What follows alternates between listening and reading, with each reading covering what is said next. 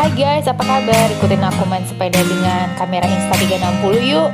Itu kamera instanya aku tancapin tuh di stangnya sepeda. Jadi kita bisa main sepeda sambil divideoin sama kamera Insta360. Seru nggak? Kamu akan ngeliat video yang bikin mind blowing banget dengan kamera Insta360 ini. Makanya pantengin terus ya. Sebelum nonton videonya, kalian subscribe dulu ya video YouTube aku. Aku tunggu ya. 3, 2, 1. Terima kasih.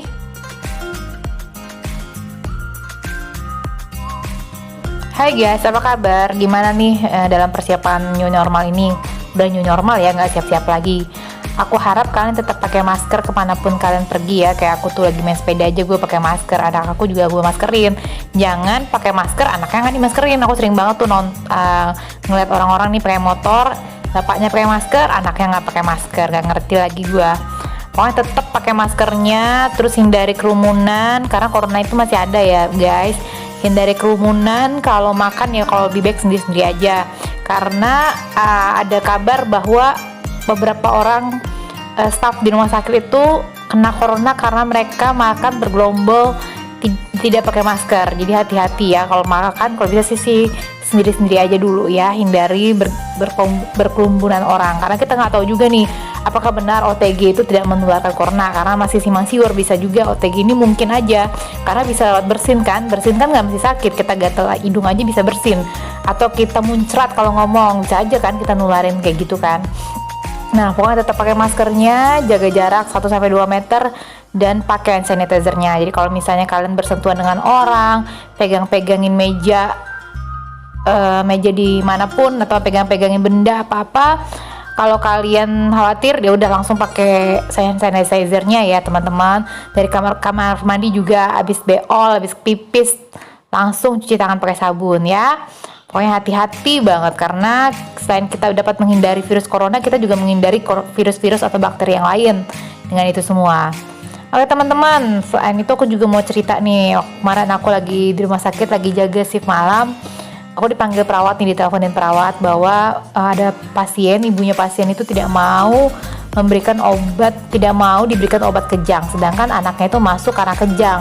Menurut ibunya anaknya itu nggak kejang, padahal anaknya itu kejang. Aku kan tanya-tanya nih sama ibunya, ibu ini masuknya gimana, kenapa sampai bisa masuk rumah sakit? Ibunya bilang anaknya demam 40,5 derajat Celcius, kemudian matanya sempat mendelik ke atas ke kiri, terus kayak diem gitu, dipanggil-panggil nggak kontak. Anaknya itu sekitar berapa ya, kalau nggak salah sekitar 7 bulanan lah gitu. Bukan anaknya itu umur sekitar 2 tahunan gitu, 2 tahunan, dipanggil-panggil nggak kontak. Nah terus aku tanya sempat biru nggak? Iya sempat biru kata ibunya. Makanya dia panik dibawa ke rumah sakit. Tapi menurutnya itu nggak kejang, karena menurut dia kejang itu kayak konjotan gitu, kayak kejang-kejang gitu. Padahal nggak semua kejang itu konjotan, bisa aja cuma kayak matanya mendelik ke atas atau tangannya kaku. Yang penting pada saat kita kontak, kita tepuk anaknya, itu dia nggak respon, itu berarti dia udah nggak sadar. Ya apalagi kalau udah biru berarti kejangnya udah cukup lama. Nah aku jelasin nggak semua kejang itu kelonjotan bu, bisa aja kayak cuma kaku doang, kelihatan cuma mata mendelik doang. Nah ibu kalau nggak minum obat kejangnya, kalau misalnya terjadi kejang lagi, kasihan anaknya, karena efek samping obat kejang itu nggak terlalu minimal, karena kan juga keluar lewat kencing kan, lewat ginjal, lewat liver. Jadi nggak usah takut terhadap kalau ngasih obat sama anak gitu, apalagi. Dan dia juga nggak mau ngasih penurunan panas kalau nggak demam ya. Aku bilang penurunan panas ini rutin aja diminum sehari 4 kali, 3-4 kali rutin diminum, karena kejangnya ini kan gara-gara demamnya. Jadi kita harus menghindari demamnya lagi, karena kalau dia demam lagi tinggi bisa kejang lagi, aku bilang gitu. Dan efek kejang itu bisa berbahaya guys kalau terlalu lama ya. Misalnya kalau kejang dibiarin, otaknya tuh bisa rusak, yang ujung-ujungnya bisa menghambat perkembangan anak itu, pertumbuhan dan perkembangan. Jadinya nanti ngomongnya nggak lancar, atau nanti belajarnya di sekolahnya nilainya jelek, itu bisa terganggu. Mungkin kita sekarang nggak tahu efeknya ke depannya, Tapi yang namanya sel-sel otak itu, dia sel-sel yang tidak bisa beregenerasi seperti kulit kita. Kita perhatiin deh, kalau kulit kita luka, dia bisa balik lagi sembuh seperti sedia kala.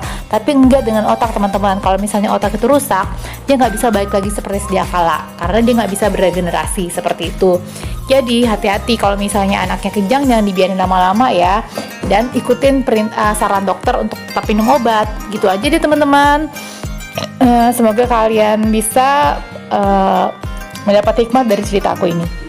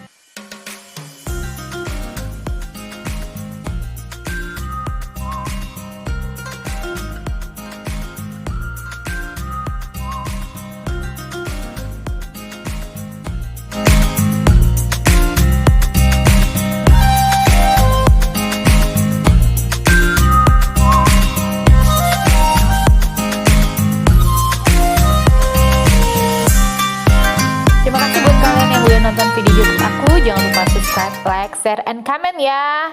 Ciao Bella.